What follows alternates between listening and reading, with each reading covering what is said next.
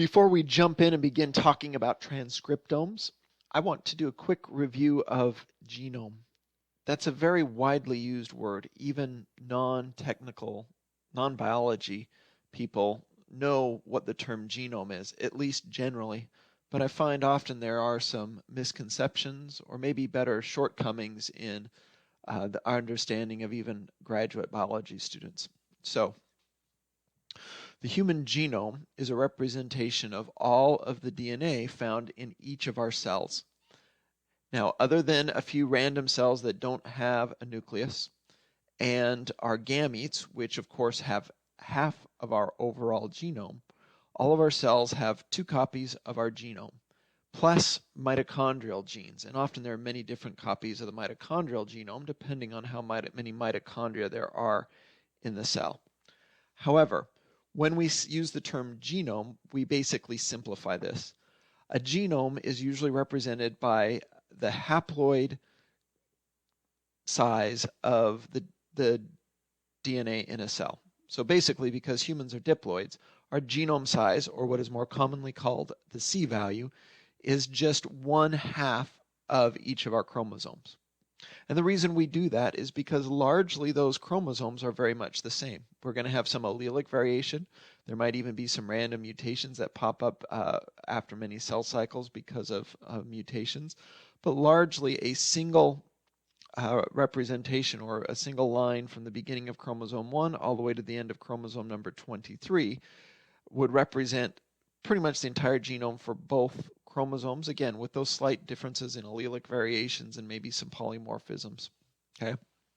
And so our C value for the human genome is about 3.2 billion nucleotides, A's, T's, C's, and G's. So if we line them all up end to end, there'd be right around 3.2 billion. Of that, the mitochondria is a very small, and about 24,000, I believe. It varies some, but usually around 18 to 24,000 base pairs are vertebrate mitochondria. So mitochondria, although very important, is only a tiny fraction of our overall genome. Now, of course, the genome for genetic males versus genetic females is going to be different, right? Where females will have 2 copies of the X chromosome, and males will have an X and a Y chromosome, and that Y chromosome doesn't have a lot of functional genes on it. So technically, if we're going to look at the entire genome or the C value, a male's is a little bit bigger, because to represent it, you would need to show both the X chromosome and the Y chromosome. But for females, although the net amount of DNA in their cells is bigger, they have 2, again, largely identical copies of the X chromosome. Okay, so 3.7 billion base pairs for the human genome. So what would happen if we compared 2 randomly chosen people and we just looked at their genomes? So we sequenced their entire genomes, assembled them, made sure we had everything correctly, and then compared it. We'll talk a little bit in the future about sequencing and assembling. Well, if you did that, you would see differences. You would see allelic variants. You would see polymorphisms like we've got pictured over here. This is a single nucleotide polymorphism, very likely has minimal or maybe even no impact on the phenotype, but it's a real genetic difference. And then also you would be able to identify any major mutations. And this might be particularly important if you're looking at the genome of somebody who's suffering from some sort of unknown genetic condition, right? You could sequence their genome and see if there were any large discrepancies between their genome and the average run-of-the-mill genome.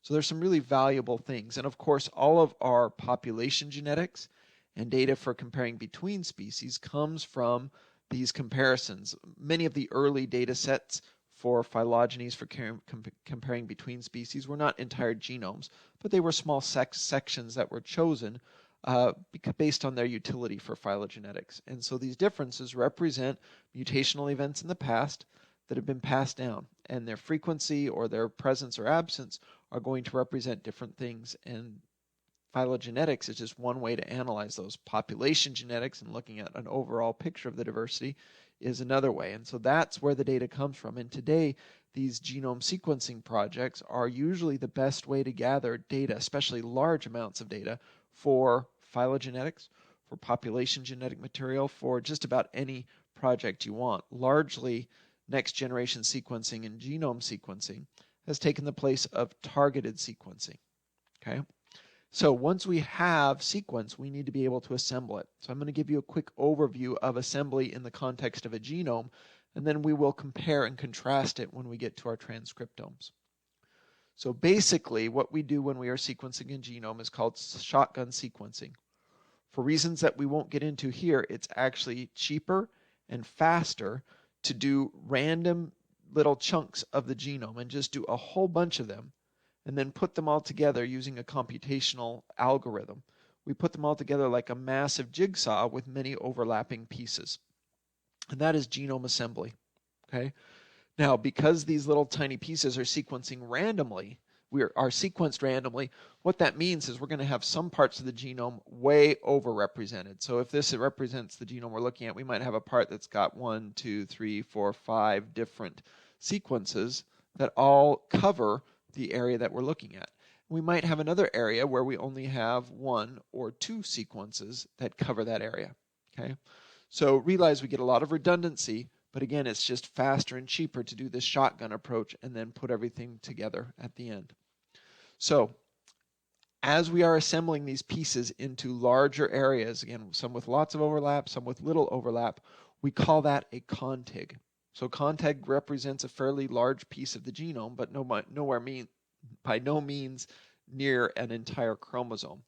And we put those pieces together. And sometimes there might be gaps because of random sequencing. We might have small areas that we have missed that just were not sampled by our random sampling strategy. And so we put together these contigs into a scaffold, and a scaffold represents a very large segment of a chromosome, or maybe an entire chromosome. And there might be gaps. We might even know about how big a gap is, particularly if we have a reference genome that we could align it to. So for instance, if you're sequencing a human genome, you already have many human genomes available, and we know basically how big it is, what to expect, and we could very easily line up our new genome with an older established genome and figure out what we're missing in the middle. Now, if we're doing a brand new genome that has never been sequenced before, we could in theory compare it to a closely related species, but even then there are often major rearrangements and differences. So often, once we get to the scaffold part, we might have gaps where we don't know, and we might not even know unless we've done a chromosome count, right? We might not even know if that gap represents a few DNA base pairs that we're missing, hundreds or thousands of DNA base pairs that we're missing, or maybe even 2 parts of different chromosomes. Okay, so the scaffold is our beginning to understand and do that. And eventually, as we get better and better coverage, or particularly if we have an already established genome to map it to, we get a very good idea, maybe with a few gaps in our entire genome, but we get a very good idea of the sequence of the genome. And so we map our scaffold onto a reference genome. Mapping can also refer to identifying loci, genes, or other areas of interest on our chromosome. But often that process is more commonly referred to as annotating. So annotating means identifying any polymorphisms, identifying genes, maybe even some information about what those genes are, how many different allelic variants they are. So mapping is basically filling in all of the details of a genome. So you should be familiar with those 4 terms and know how they refer to a genome. Some of them also refer to a transcriptome. So we'll look at those here in a little bit.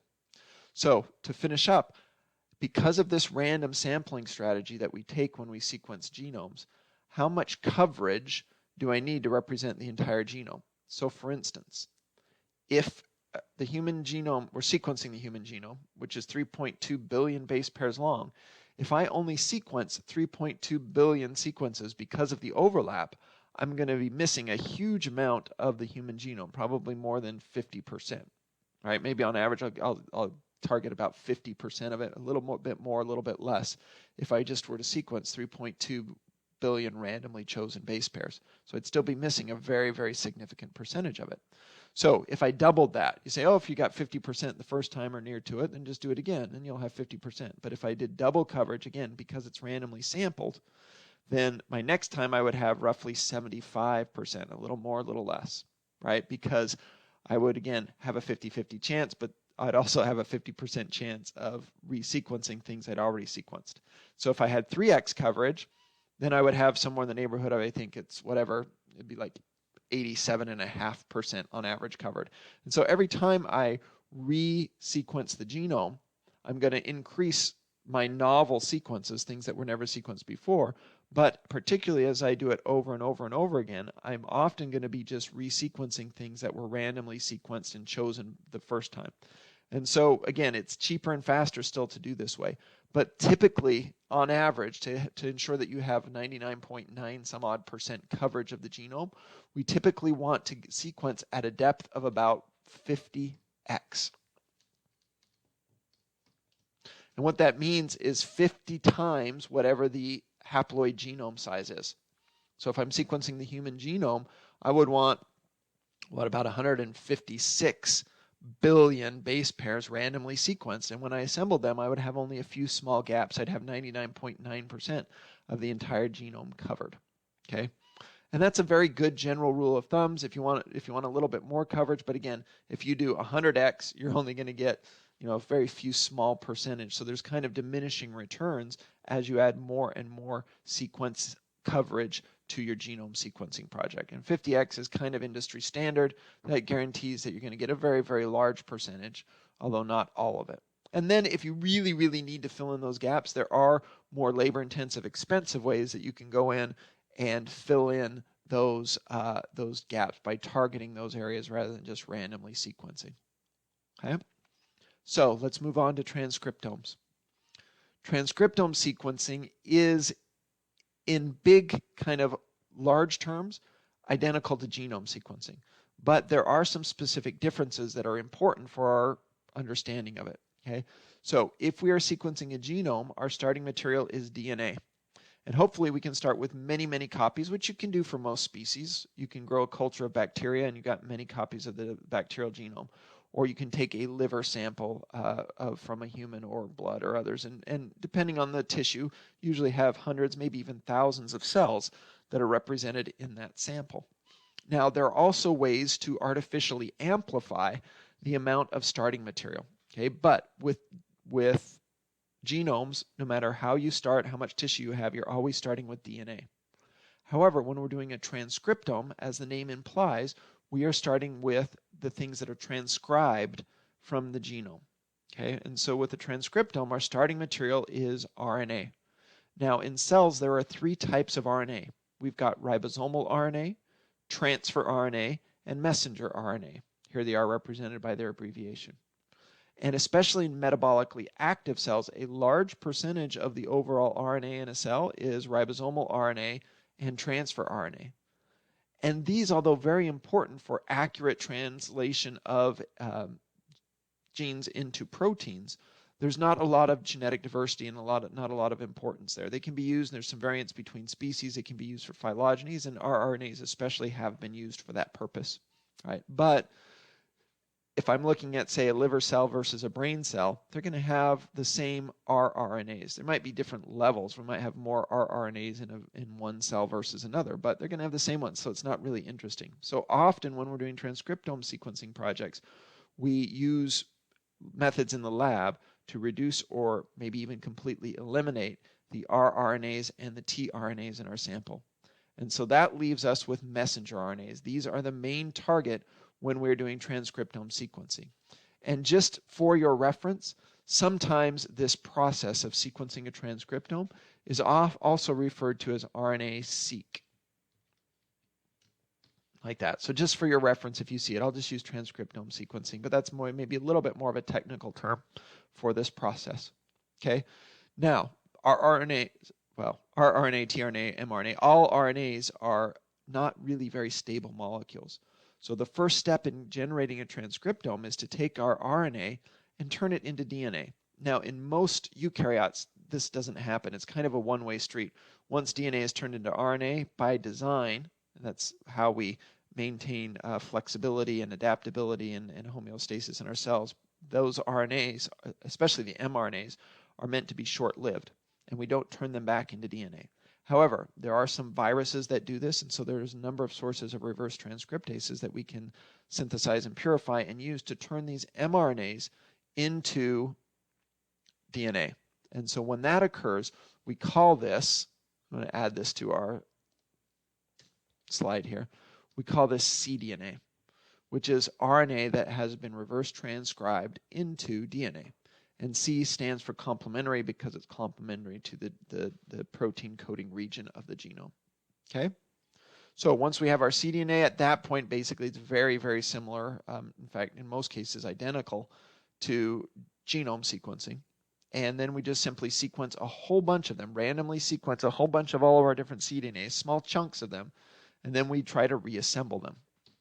And so the transcriptome sequence assembly algorithmically is very similar to genome assembly, but realize there's going to be a different outcome. With the genome assembly, we're trying to do the haploid copy of our entire genome. So if everything works well and we have adequate coverage, we would have 23 different pieces, right? Maybe 24 if we're going to include the Y chromosome, and if we want to include the mitochondria, we'd have 25 different pieces. Most of them are hundreds of millions of base pairs long, and that would represent the entire genome. However, with the transcriptome, it's different because we are sequencing these mRNA transcripts, which are only the coding region. And in humans, the transcripts, let's take a step back, because I was going to say something that was not quite technically correct, and I'll try and make that distinction here in a little bit. But if we look at the human genome, the protein coding regions of the human genome only account for about 1.5% of the overall genome. So it's a very small fraction of the overall genome that we're actually looking at, even if we were to find every single copied gene. Now, the reason I stopped and backpedaled a little bit back there was because many of these genes can be expressed hundreds, dozens, even thousands of times. If we have a cell that's making 2 or 3 really important gene products and just pumping them out, there may be thousands of mRNAs that are available and being transcribed to make a huge variety of that product. So even though that one sequence only represents a tiny, tiny fraction of the overall genome, if it's being transcribed over and over and again, we may capture it many, many times.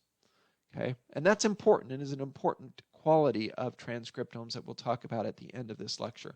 But just realize that we might have some of these represented many, many times over. Okay? Whereas in the genome, you only have it ever represented twice, right? Of that part of the genome and then the haploid copy. And typically, even when we line up a genome, we don't represent both of them. We might say, hey, there's some allelic variation at this locus or a single nucleotide polymorphism here. But we don't often put both genomes side by side for like both copies of chromosome 1, for instance, because it is largely the same with only some small differences. But transcriptomes are a little bit different. Now, once we have our transcriptome, we still have this process of needing to identify what gene each of these comes from. Now, we've greatly narrowed down the possibilities, right? We know that if our methodologies are right, that each of these assemblies represents a piece or an entire gene. And we might have pieces of genes because still there's sometimes gaps, especially if we didn't sequence to a very great depth, we still might be missing parts of many of these genes. Okay, but even if we just have a part of it, we could identify the gene. And we'll talk about that methodology and go over that in our next discussion. But we still have gene identification and annotation. And so there are pipelines and programs because we might have tens of thousands of transcripts that we would like to identify. So there are pipelines and programs to identify all of them in our transcriptome. Or there are other ways if we are just looking for some candidate genes rather than trying to identify everything. We could just go back in and say, well, is gene X in this population or gene Y? And we'll look at, we'll talk about and even do a little bit for one of the worksheets. We'll do some of that annotation. But again, largely identifying them is somewhat similar to identifying genomes, but again, we're only looking for the protein coding regions. Now, once we have our transcriptome assembled, we need to start asking these same questions, or maybe even in the process of doing this assembly. How much coverage do I need to represent the entire transcriptome? And this is a little bit of a trickier question. With the genome, we gave you a pretty good ballpark. It's okay, 50x more or less, and you'll have really good coverage.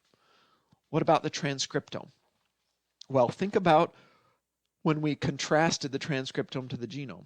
Your first thought might be, oh, the transcriptome is only 1.5% of the overall genome. So obviously we need much less coverage, right? Instead of 50x genome size, maybe I could get away with a much smaller coverage based on the genome size and still represent all of the transcripts in a sample, right? But another thing is, remember that some transcripts may be there at very, very high concentration, and other transcripts might be at very low concentrations. So if I don't have adequate coverage, I'm going to, because it's random sampling, I'm going to over and over and over again sequence the ones that are there at high frequency, and I may miss other, maybe even important transcripts, but ones that are not at high frequency in the cell.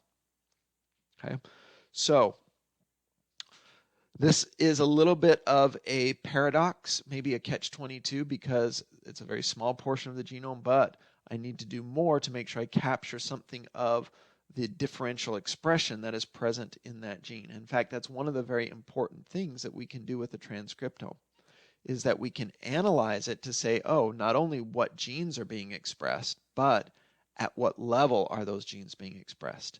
And that's very different than a genome.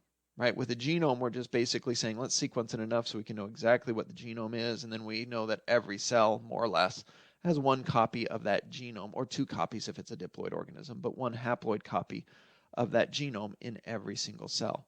Right? And a brain cell's genome in an individual is the same as a liver cell in that same individual, barring any mutations that occurred, but largely, 99.99999% the same. Okay? However, transcriptomes are different, right? So if I compared transcriptomes of two randomly chosen people, in some ways this is not even a valid question, right? Because you have many, many, many different unique transcriptomes at any one time in your body. What's going on in your liver, the genes that are being used, is very different than what's going on in your brain. So if I compared even in the same individual, a brain transcriptome to a liver transcriptome, I'm going to have some genes commonly referred to as housekeeping genes that are going to be found in both of them. These are just kind of genes that are important for day-to-day cellular respiration and other critical functions. Then I'm going to have a large portion that are tissue-specific genes, right, that maybe are only ever used in nerve cells, like in the brain, and others that might be only used in liver cells, okay? So we're going to have a very different set of genes for those tissue-specific genes. And so transcriptomes tell us not only about the cell, but what that cell is doing, what type of cell it was, and not only that, maybe even what type of cell it was and what metabolically is going on in that cell, right? So if I look at a liver cell after you've been fasting for 36 hours, I'm going to see a very different transcriptome than one right after you went down to the taco shop and had all you could eat tacos, and your liver is all metabolically active and ramped up to help you process and detoxify and do all the great things your liver does. So not only do we have differences between tissues, we have differences between the same tissue types, but under different metabolic stresses or metabolic activities, right? And then we could even potentially look at disease processes. What does a cancer skin cell, look like compared to a healthy skin cell? What genes are being overexpressed and underexpressed in cancer cells? So it's a really, really valuable tool. So not only do we have an idea of what genes are being used in one cell versus another, but at what levels. So maybe we have the same gene that's being used in a cancer cell as in a healthy skin cell, but we have 4 times as much of it that's being used. And so to do that, we would need to figure out relative amounts of each transcript in our sample. And that is called a differential gene expression. So this is our most powerful tool for being able to analyze transcriptomes. And it gives us a picture of not only what genes are present in each of our transcriptome samples, but at what level are they present? Are they there at a very small percentage of the overall transcripts, or are they at a relatively high level of transcripts? And so it gives us a very powerful tool for identifying many, many different critical biological questions, right? Individual A versus individual B, tissue A versus tissue B. Tissue A at time point X versus tissue A at time point Y. Maybe even like developmental stages, right? What genes are being expressed at an early stage of embryo development, and what genes are being expressed 4 hours later in a little bit of a different stage of embryonic development.